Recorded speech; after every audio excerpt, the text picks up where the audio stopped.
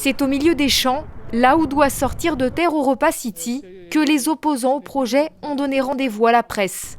Objectif, clamer une nouvelle fois leur opposition à la création de ce gigantesque complexe de commerce, de loisirs et d'hôtellerie, prévu à l'horizon 2024. Présents, les membres du collectif du Triangle de Gonesse, mais aussi France Nature Environnement, qui regroupe 3500 associations écologistes en France. Ensemble, ils dénoncent une nouvelle fois le grignotage de ces terres agricoles au profit d'un énième centre commercial. Ce qui nous importe, nous, c'est de pouvoir préserver les dernières terres agricoles particulièrement riches, parmi les terres les plus riches d'Europe, qui sont présentes ici sous nos pieds.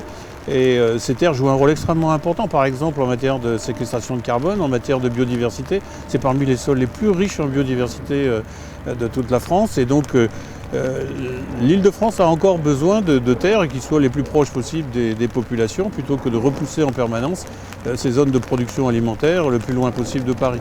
Europa City, un projet à 3,1 milliards d'euros porté par le groupe Imauchan, filiale immobilière du groupe Auchan. Un parc aquatique, un parc des neiges, des salles de spectacle, un centre de conférences ou encore 230 000 mètres carrés de magasins. Le tout sur 80 hectares de terres agricoles au cœur du triangle de Gonesse entre Roissy et le Bourget. Et la promesse de créer quelques 11 800 emplois.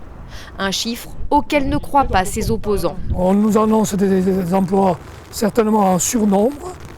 Et puis aussi, il n'a pas été tenu compte des emplois qui seraient détruits ailleurs.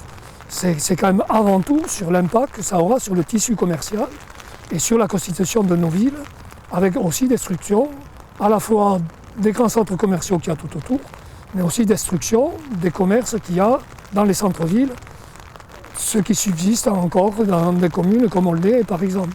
Les opposants espèrent rallier des voix à l'occasion du débat public qui se déroule jusqu'au 30 juin dans le but de faire grossir le mouvement de contestation.